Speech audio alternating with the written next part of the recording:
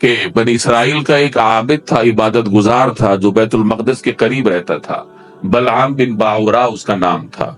اس کو اسم اعظم معلوم تھا اور مستجاب الدعوات تھا، اسم اعظم کی وجہ سے یہ دعا کرتا تھا، اللہ تعالیٰ دعا قبول کرتا تھا۔ موسیٰ علیہ السلام جب اللہ کے حکم سے بنی اسرائیل کا لشکر لے کر قوم عمالقہ کے ساتھ جہاد کرنے کے لیے تشریف لے گئے، قوم عمالقہ اسی فلسطین کے اوپر قابض تھی، تو عمالقہ والے پریشان ہو گئے۔ قرآن کریم میں ان کو جبارین سے تعبیر کیا گیا ہے، یعنی وہ ایسے جابر قسم کے لوگ تھے، تو وہ پریشان ہو گئے بنی اسرائیل کے لشکر کی وجہ سے کہ اب ہمارا کیا بنے گا۔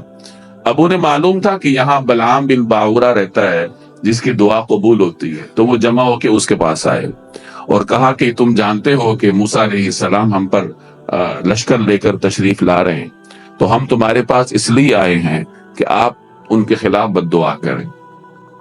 کہا کیا کہہ رہے ہو، تمہارا دماغ صحیح ہے؟ میں پیغمبر کے خلاف بد دعا کروں گا؟ یہ تو ہو نہیں سکتا۔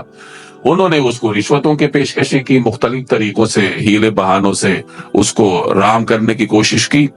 بالآخر وہ رام ہو گیا، اپنی خواہش نفس کے پیچھے پڑ گیا، کوئی بڑی رشوت دی انہوں نے، تو اس نے اسم اعظم پڑھ کر موسیٰ علیہ السلام کے خلاف بد دعا کرنے کی کوشش کی۔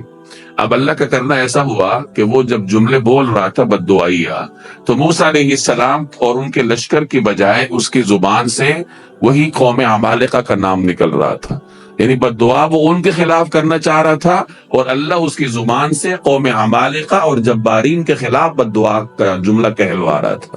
اب وہ قوم عمالقہ جو ساتھ بیٹھے تھے، جنہوں نے رشوتیں دی تھی، انہوں نے کہا یہ تم کیا کر رہے ہو، ہمارے ہی خلاف بد دعا کر رہے ہو۔ تو اس نے کہا کہ دیکھو اب میری زبان میرے اختیار میں نہیں ہے۔ اس کی زبان اللہ نے اس کو پھر عبرت کا نشان بنایا، وہ نکل گئی اور لٹک گئی۔